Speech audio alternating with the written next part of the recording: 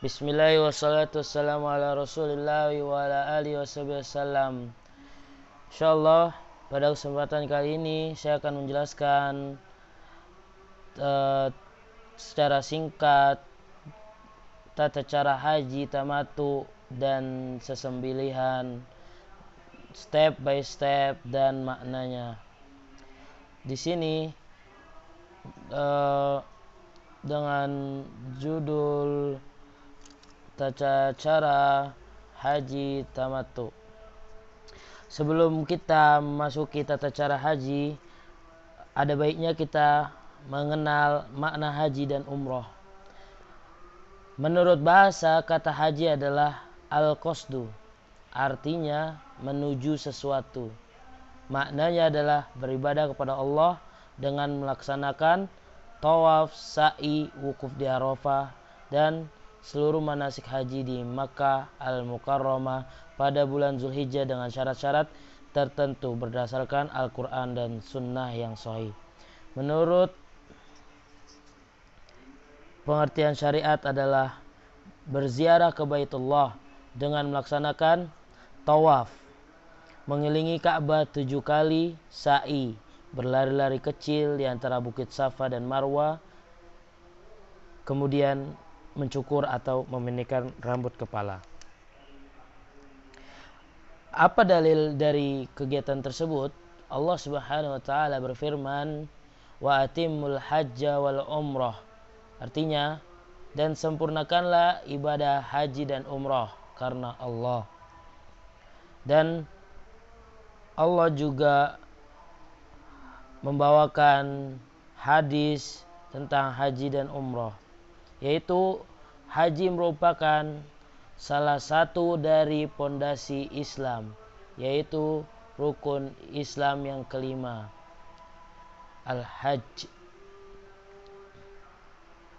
Pada hadis Nabi SAW. Kemudian haji merupakan kewajiban yang harus dilaksanakan sekali seumur hidup. Dari Abu Hurairah radhiyallahu anhu, ia berkata, Rasulullah SAW pernah berkhutbah di hadapan kami. Dia berkata, "Ayyuhan nas, qad faradallahu alaikumul hajj, fahujju." Faqala rajulun, "Aqula amin ya Rasulullah?" Fasakata hatta qalaha salasan. Faqala Rasulullah sallallahu alaihi wasallam, "Law qultu na'am lawajabat walamma istata'tum." Summa qala, "Zaruni ma taraktum fa innama halaka man kana qablakum bi kasrati su'alihim wa ikhtilafihim ala anbiya'ihim fa iza amartukum bi syai'in fa'tu minhu mastata'tum wa iza nahaitukum an syai'in fada'uhu." Itu dari salah satu dalil bahwasannya haji itu wajib sekali seumur hidup. Dan hukum kedua adalah wajibnya menunaikan ibadah haji dengan segera. Tidak halal bagi seorang muslim menunda ibadah haji apabila ia memiliki kemampuan, yaitu dari segi fisik dan harta, sehat badannya, jasmani, rohaninya, dan harta yang cukup untuk melaksanakan haji, dan dia bisa membiayai keluarganya ketika ia pergi. Bahkan wajib bagi dia bersegera dalam melaksanakannya dengan dasar dalil berikut. Man kusira au arija faqad halla alaihil hajj min qabil. Artinya, siapa yang patah atau sakit atau pincang maka ia telah halal dan baginya haji pada tahun yang akan datang. Itu menunjukkan wajibnya haji. Nah, dari semua ibadah pasti memiliki keutamaan, dan keutamaan haji itu adalah ibadah yang paling mulia dan paling sarana taqarrub ilallah, pendekatan diri kepada Allah yang paling afdol. Dengannya Allah mengangkat derajat hamba-hambanya. Rasulullah SAW telah menganjurkan dengan ucapan, dan perbuatan beliau. Di antara keutamaan ibadah haji dan umrah adalah man hajja hadzal bait falam yarfus walam yafsuk raja'a ka yaumi waladathu ummuh. Bayangkan keutamaannya seperti ini. Barang siapa yang mengerjakan ibadah haji ke rumah ini atau ke Baitullah Ka'bah yang mulia, lalu ia tidak rofas. Apa itu rofas? Berkata kotor, berkata kepada yang membawa kepada persetubuhan atau bersetubuh saat ihram, dan tidak berbuat kefasikan, berbuat pelanggaran, maksiat atau caci maki kepada orang, maka ia kembali sesudah haji sebagaimana ia dilahirkan oleh ibunya, atau udah tidak ada dosa, dia seperti baru dilahirkan, seperti anak kecil lagi. Kedua, sebagai pelebur dosa, ya kan? Tadi dalilnya dia itu sebagai pelebur dosa. Ya. Kita lanjut saja mengenal mikot haji. Ini awal mula dari kita menunaikan haji atau melaksanakan haji. Mikot yaitu tempat awal mula seorang muslim memulai haji. Dia berihram sebelum mikot atau pas sudah sampai mikot. Yang penting gak usah ngelewatin mikot. Dan mikot ini beragam sesuai wilayah masing-masing. Di sini kita bisa lihat sendiri mikot makani, ya. Nah, kalau orang Madinah namanya Zulhulaifah. Kalau orang Syam Zuljuhfah. Kalau orang Jeddah, Mekah, Kornal Marazil. Nah, kalau Irak Zatu Irkin. Nah, Yalamlam ini Yaman. Dan Indonesia masuknya di Yalamlam karena dia dekatnya ke situ. Rasulullah SAW bersabda, wa anhu anna Nabi sallallahu alaihi wasallam. Ini hadis dari Abdullah bin Abbas radhiyallahu anhuma, anna Nabi sallallahu alaihi wasallam waqata li ahli Madinah Zulhulaifah wa li ahli Syam al-Juhfah wa li ahli Najrin Qarnal Manazil wa li ahli Yaman Yalamlam hunna lahunna wa liman ata alaihinna min ghairihinna min aradal hajj wal umrah wa man kana duna zalik famin haitsu ansha'a hatta ahlu Makkah min Makkah, muttafaqun alaih. Ya, kita di sini tahu awal mula orang haji adalah melalui mikot.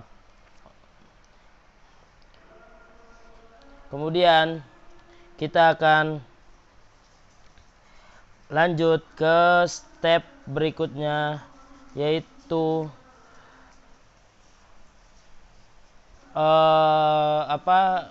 menunaikan umroh tamattu. Umroh tamattu adalah salah satu umroh yang dijalankan oleh khususnya bagi yang ingin haji. Umroh tamattu sama saja seperti umroh biasanya, namun berbeda pada ucapan talbiyah umroh tamattu.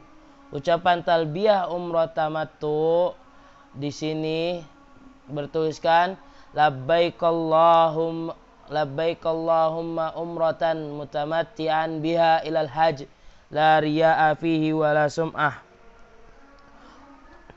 Orang yang melaksanakan haji tamattu memiliki dua pekerjaan, yaitu dua manasik.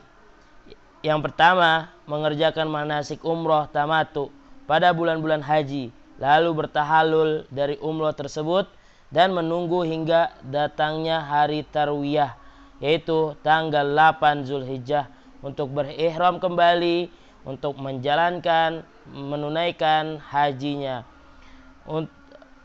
Kedua, mengerjakan manasik haji manasik haji yang dimulai pada tanggal 8 Zulhijjah. Nah, kemudian pelaksanaan umroh tamattu sama dengan mengerjakan umroh biasa. Ya, seperti yang telah tertulis di sini, sama saja, bedanya cuman ucapan talbiyah umroh tamattu. Ketiga, setelah tahallul dari umroh tamattu, selesailah pekerjaan umroh tamattu dan jamaah haji dibolehkan melakukan hal-hal yang sebelumnya diharamkan ketika dalam keadaan ihram umroh tamattunya. Ya, kita lanjut ke slide berikutnya.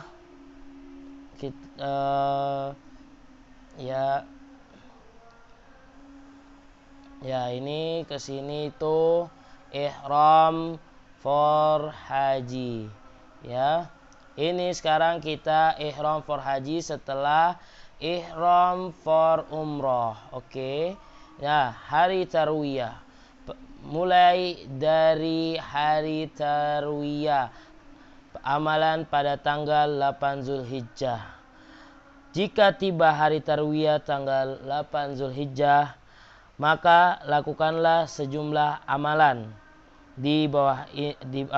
melakukan sejumlah amalan, yaitu mengenakan pakaian ihram. Nah, kita lihat di sini pakaian ihramnya seperti ini. Kalau yang laki seperti ini, perempuan seperti ini. Oke. Dari tempat penginapan hotel kalian di Mekah atau di Jeddah.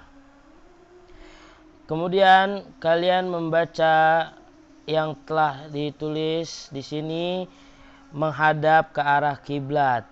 Yang pertama, labbaik Allahumma hajjan, untuk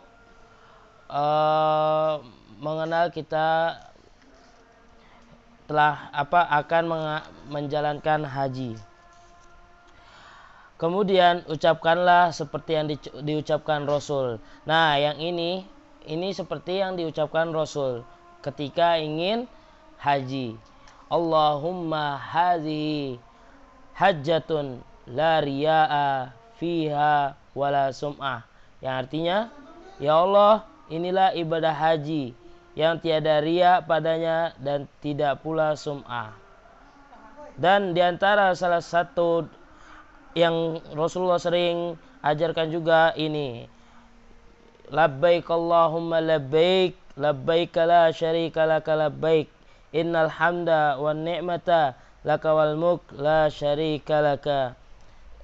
Selanjutnya kita setelah tuntas ihram untuk haji, kita lanjut ke step berikutnya, yaitu mabit in Mina. Ya, kemudian mabit, menginap di Mina hingga masuk waktu subuh, lalu sholat subuh seperti biasa, yaitu 2 rakaat. Selama di Mina, sholatlah zuhur pada waktunya dengan cara dikosor, yaitu dipendekkan atau dikurangi rakaatnya menjadi 2 rakaat. Lalu sholat asar seperti itu juga pada waktunya dengan dikosor 2 rakaat. Sholat maghrib 3 rakaat pada waktunya, dan sholat isya pada waktunya dengan dikosor 2 rakaat. Selama di Mina, sholat itu dikosor. Setelah matahari terbit, bertolaklah atau bersiap-siap menuju ke padang Arafah dengan mengumandangkan takbir, talbiyah atau zikir. Labbaika wa sa'daika wal khairu biyadaika wal rakba'u ilaika wal amal. Itu salah satu dari talbiyah yang Rasul ajarkan. Kemudian kita lanjut ke step berikutnya setelah mabit di Mina. Selama berada di Mina pada hari tarwiyah ini dianjurkan membaca talbiyah dan berzikir kepada Allah. Kemudian setelah dari itu kita bertolaklah ke Mina. Ya, pada tanggal 9 Zulhijjah. Dan di sini kita telah mengenal namanya Arafah Day, amalan tanggal 9. Jika memungkinkan sholat zuhur dan asar di Masjid Namirah di antara Arafah, dia udah masuk Arafah tapi dia masih di antara mendengarkan khutbah. Kita usahakan untuk bersama imam untuk mendengarkan khutbah yang disampaikan sebelum sholat. Namun jika tidak memungkinkan, maka sholatlah di Arafah. Setelah matahari terbenam, bertolaklah dengan tenang menuju Muzdalifah. Melakukan wukuf di Arafah, pastikan dengan benar bahwa melaksanakan wukuf di sana dengan melihat gimana caranya kita memastikan itu Arafah, dengan cara melihat tanda batas padang Arafah yang dipasangkan atau dipancangkan di sana, karena wukuf di Arafah merupakan rukun terpenting ibadah haji. Nabi Shallallahu Alaihi Wasallam bersabda, Al-Hajju Arafah, artinya haji itu wukuf di Arafah.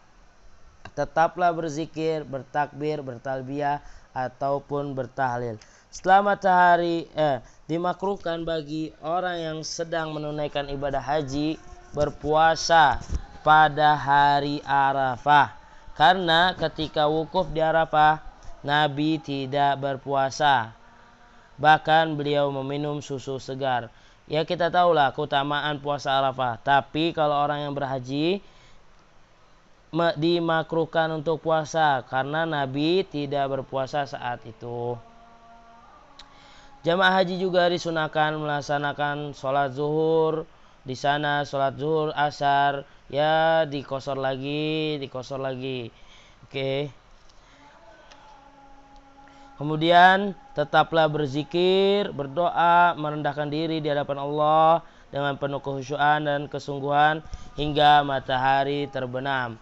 Doa yang paling baik dan penting dipanjatkan pada Allah adalah memohon hidayah, memohon kepada Allah agar diampuni segala dosa, memohon kepada Allah agar dimasukkan ke surga, diberi keselamatan dunia akhirat, agar hatinya ditetapkan di atas agama dan tetap istiqomah, memohon kepada Allah juga agar ditetapkan nikmat Islam ini. Di antara doa-doa yang telah diajarkan Rasul untuk dilakukan di Arafah Day ini atau di tanggal 9 ini, salah satunya adalah mohon didengarkan biar bisa diingat. Rabbana amanna faghfir lana warhamna wa anta khairur rahimin. Gampang bukan? Atau yang lebih gampang, Rabbana innana amanna faghfir lana dzunubana wa qina azabannar. Dan masih banyak lagi doa-doa yang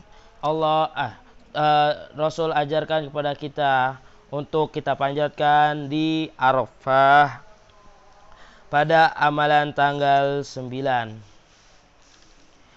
Ya, kita akan lanjut. Salah satu doa yang penting juga lah, Allahumma inni as'alukal jannah wa a'udzubika minan nar. Itu kita berhindar dari api neraka dan memohon untuk dimasukkan ke surganya. Kemudian kita akan memasuki step selanjutnya, yaitu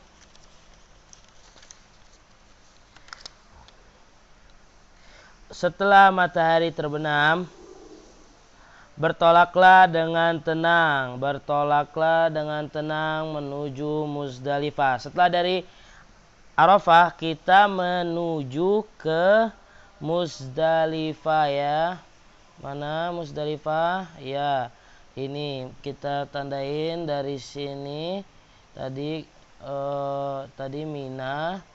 Mina, Arafah, dari Arafah kita ke Musdalifah.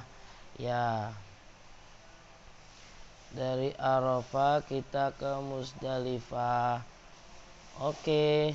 Nah, sekarang di Musdalifah kita tiba di Musdalifah mengerjakan sholat maghrib dan isya dengan dijamak takhir, yaitu dikerjakan di waktu isya.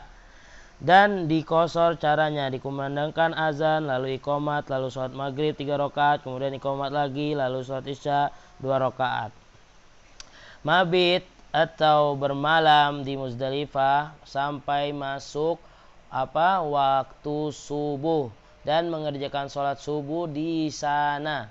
Mabit di Muzdalifah hukumnya wajib, artinya jamaah tidak boleh meninggalkan Muzdalifah karena Nabi dan para sahabatnya melakukan demikian. Setelah sholat subuh, kalian berdoa sambil menghadap kiblat, zikir, talbiyah, hingga terang benderang. Kemudian di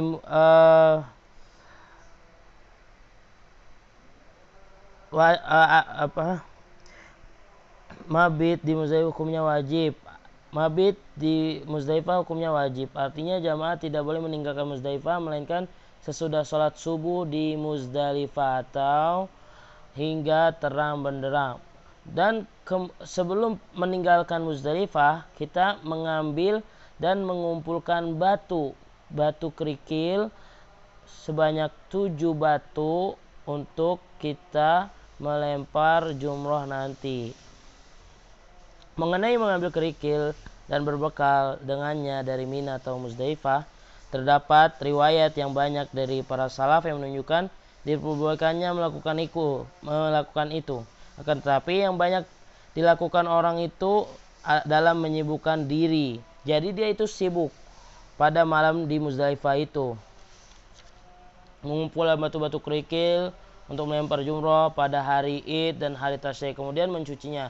Tidak pernah ada petunjuk dari Rasul sama sekali mengenai perbuatan mereka itu. Oleh karena itu, yang disunahkan adalah tidak menyusahkan diri dengan melakukan perbuatan seperti itu. Ambillah kerikil dari mana saja yang Anda suka. Setelah sholat subuh, kalian berdoa sambil menghadap ke arah kiblat, bertahmid, bertakbir, dan bertahlil hingga terang benderang. Nah, ini amalan di hari 9 Zulhijjah. Nah, amalan 9 Zulhijjah ini ada 2 ya. Arafah. Kemudian setelah dari Arafah ke Muzdalifah. Ya, terus kita lanjut ke 10. Nah, ini tadi. Ini jangan disibukkan ya dengan mengambil kerikil. Nah ya, jangan disibukkan mengambil kerikil. Nah, ini Mina seperti ini. Ya, ini pemandangan Mina. Nah, segitu. Nah, setelah kita akan melakukan Jamarat Aqabah dari Mina. Kita melemparkan ini dulu. Nah, jamroh, melemparkan batu kerikil sebanyak 7 kali dengan 7 kerikil kecil yang telah dipersiapkan sebelumnya sambil mengucapkan Allahu Akbar pada setiap lemparan. Setelah melempar Jumratul Aqabah, menjadi halal bagi Anda semua larangan ketika ihram kecuali berhubungan badan dengan istri. Nah, kemudian setelah kalian melakukan Jamarat Aqabah atau melemparkan jumrah Aqabah, kalian lakukan step selanjutnya, yaitu menyembelih hewan kurban.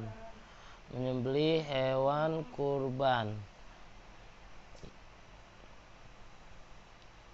Ya, menyembelih hewan kurban. Menyembelih hewan kurban di Mina, ya. Nih, pemotongan hewan ini bisa dilakukan pada hari Idul Adha atau hari-hari tasyrik, tanggal 11, 12, atau 13 Zulhijjah. Makanlah sebagian dari hadyu atau hewan sesembelihan itu, dan sembelihnya diberikan kepada siapa saja yang kalian sukai, termasuk para fakir miskin. Jika Anda tidak mempunyai uang seharga hewan kurban, kalian diwajibkan berpuasa. Jadi puasa selama 3 hari jika tidak mampu beli hewan kurban, dan 7 hari ketika Anda telah tiba di kampung halaman. Jadi totalnya 10 hari puasa.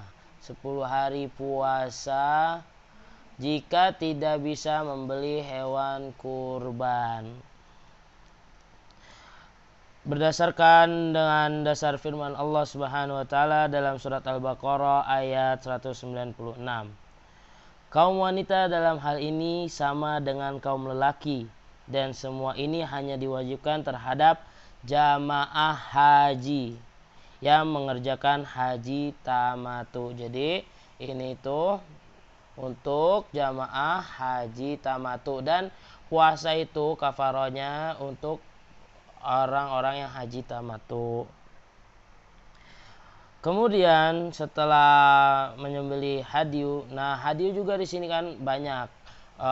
Kalau kita mau terperinci lagi bisa menjadi satu bab yang panjang lagi, dari hewannya, macam-macam hewannya, apa saja syarat-syaratnya, terus apa aja yang dilarang. Itu bisa lebih lebar dari yang kita bahas sekarang. Ya, kita lanjut ke step berikutnya. Step berikutnya yaitu tahallul. Nah, pasti kalian tahu semua, tahallul itu adalah menggundul. Jadi cukurnya botak. Untuk laki-laki yang terbaik mencukur gundul. Nabi mendoakan orang yang mencukur gundul sebanyak 3 kali. Allahumma'rham al-muhallikin, Allahumma'rham al-muhallikin, Allahumma'rhamil muhallikin wal muqassirin. Bertahalul dengan memotong pendek atau mencukur gundul rambut kepala dan mencukur gundul lebih afdol bagi laki-laki. Adapun cara wanita bertahalul, kalau perempuan bertahalul dengan mengumpulkan semua rambut kepalanya. Jadi ini semua rambut kepalanya dikumpulin, lalu memotong ujungnya sepanjang 1 ruas jari. 1 ruas jari itu sekitar segini.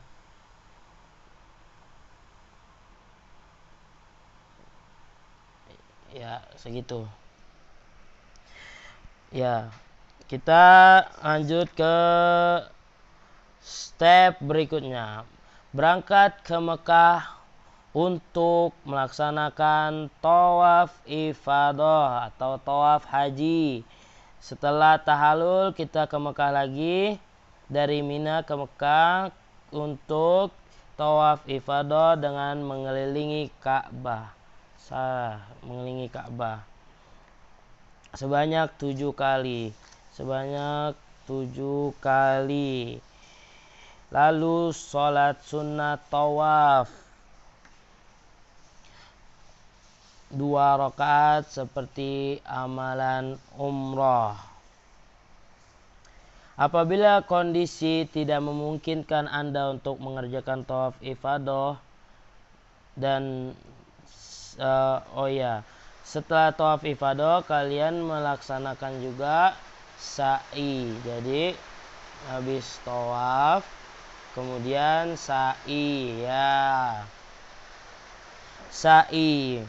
Apabila tidak memungkinkan untuk tawaf ifadah dan sa'i, maka boleh mengerjakannya di hari-hari tasyrik, tanggal 11, 12, 13 Zulhijjah.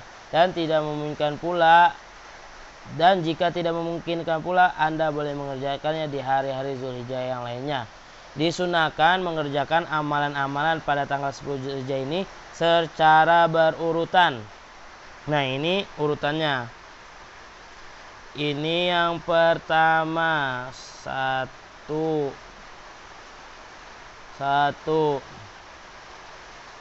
2, ini urutannya ya, 3, 4, 5. Kita tandain dulu deh.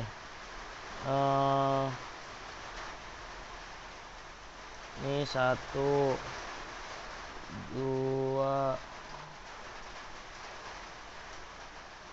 Kebalik. 2, 3, 4, 5. Ya. Kemudian setelah tawaf ifadah dan sa'i haji, kembalilah ke Mina. Kita kembali ke Mina. Dan untuk mabit bermalam di sana, untuk melontar atau melemparkan jumroh pada esok harinya tanggal berapa? Tanggal 11. Jadi kita ke sini dulu, dari tawaf ifadah dan sa'i haji kita ke mana? Nah, benar, ke Mina. Bermalam di Mina untuk melempar jumroh esok harinya. Esok harinya di hari 11 Zulhijjah setelah zawal matahari tergelincir masuk waktu zuhur, maka melontar jumroh yang 3 secara berurutan. Urutannya adalah mulai dari sini ya, kita ke sini. Nah, ini urutannya: sugro, wusta, aqobah. Setelah melemparkan berurutan ya, dengan ketentuan sebagai berikut: melempar jumlah sugro dengan 7 batu kerikil yang sudah Anda siapkan dari Mina, sambil mengucapkan Allahu Akbar setiap lemparannya. Setelah melempar jumroh sugro, berdirilah di depannya lalu menghadap ke arah kiblat dan berdoalah dengan doa yang sepanjang-panjangnya dan sebanyak-banyaknya sambil mengangkat kedua tangan. Usai berdoa, berjalan menuju jumroh wusta, lalu melemparkannya dengan 7 batu kerikil. Nah, ini batu kerikil. Sambil mengucapkan Allahu Akbar pada setiap lemparan. Setelah melempar, berdirilah di sebelah kirinya menghadap ke arah kiblat, hendaknya agak menjauh dari keramaian orang yang sedang melempar jumroh, lalu berdoa sambil mengangkat kedua tangan dengan doa yang panjang lagi banyak. Usai berdoa, berjalanlah menuju jumroh kubro, jumroh terakhir, jumroh aqobah, lalu melemparkannya dengan 7 batu kecil, lalu mengucapkan Allahu Akbar pada setiap lemparannya. Ketika melemparnya, posisikanlah kota Mina. Kota Mina ini di sebelah kanan kalian dan Mekah di sebelah kiri kalian. Setelah melempar jumratul aqobah yang terakhir, tidak ada doa seperti 2 jumroh sebelumnya. Jadi langsung. Kemudian pada malam berikutnya mabit, menginap di Mina. Nah, pada berikutnya kita balik lagi dari sini ke Mina lagi. Mabit di Mina.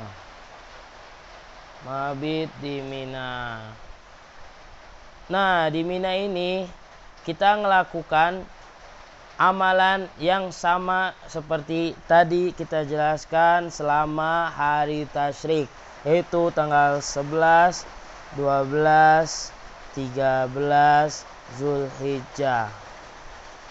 Jika Anda ingin mabit di Mina pada malam berikutnya tanggal 12 Zulhijjah, dan hal itu lebih setelah melempar Jumratul Aqabah, jika Anda ingin segera keluar dari Mina, nah setelah melempar yang terakhir Aqabah, kalau kalian pengen keluar dari kawasan tersebut, keluarlah pada hari itu juga sebelum matahari terbenam. Jika Anda ingin mabit di Mina pada malam berikutnya tanggal 12 Zulhijjah dan itu lebih afdol, maka menginaplah dan bekerjakanlah pada esok harinya tanggal 13 Zulhijjah seperti yang Anda kerjakan pada tanggal 11 dan 12 Zulhijjah. Wallahu a'lam. Himbauan yang wajib diperhatikan oleh seluruh jamaah haji bahwa kalian sedang menunaikan ibadah haji, maka jaga batas-batasan Allah, jangan berbuat syirik, bid'ah, dosa, maksiat, jaga lisan, jangan berbicara yang kotor, jorok, gibah, jangan merokok dan lainnya. Bagi wanita, jaga auratnya, pakai jilbab yang sempurna, jaga adab, akhlak Islam agar Anda pulang mendapat keutamaan haji yang mabrur. Ingat bahwa bekal yang paling baik adalah takwa kepada Allah dan menjauhkan larangannya. Setelah semua telah selesai kita laksanakan, kegiatan penutupnya yaitu kita lakukan namanya tawaf wada. Tawaf wada hukumnya wajib. Tawaf wada hukumnya wajib.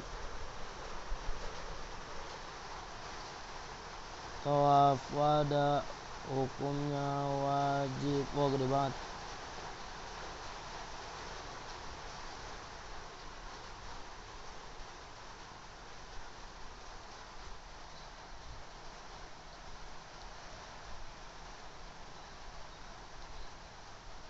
Bagi orang yang melakukan haji, kecuali perempuan. Nah, perempuan di sini mendapat pengecualian, yaitu sedang haid atau nifas, maka diperbolehkan tidak tawaf wada.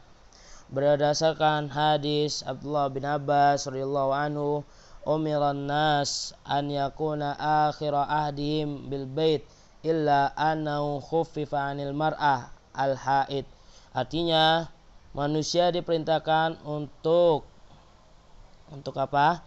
Untuk menjadikan tawaf wada sebagai akhir ibadah mereka di Baitullah. Hanya saja diberi keringanan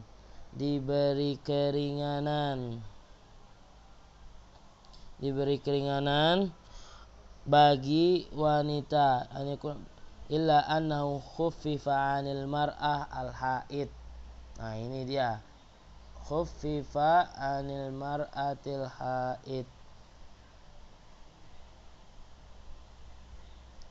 Ya, diberi kemudahan untuk tidak melaksanakannya.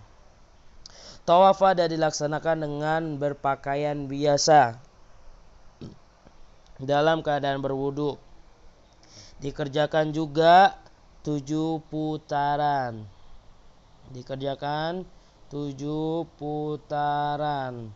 Ya.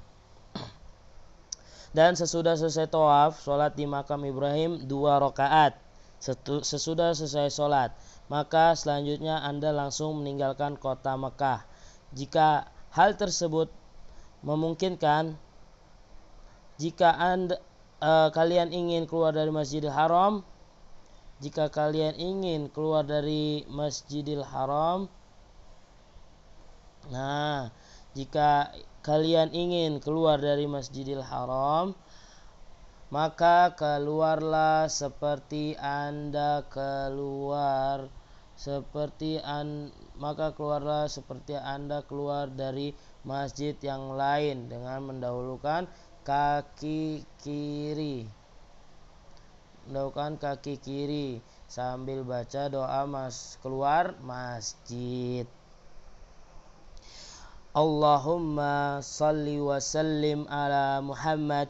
Allahumma inni as'aluka min fadlik. Ya Allah, curahkanlah salawat dan salam kepada Nabi Muhammad. Ya Allah, saya memohon kepadamu sebagian dari karunia-Mu. Itu doa keluar masjid. Demikian pula jika Anda ingin meninggalkan kota Mekah, tinggalkanlah kota tersebut seperti Anda meninggalkan kota-kota yang lain dimanapun. Nah, jika tiba di kampung halaman, nah kita telah selesai dari step by step haji, dari mengenal batu, dari mengenal bentuk batunya, ya. Ini bentuk batunya, ya. Dari tawafnya, ini Mina seperti ini. Nah, ini mikotnya juga, mikotnya.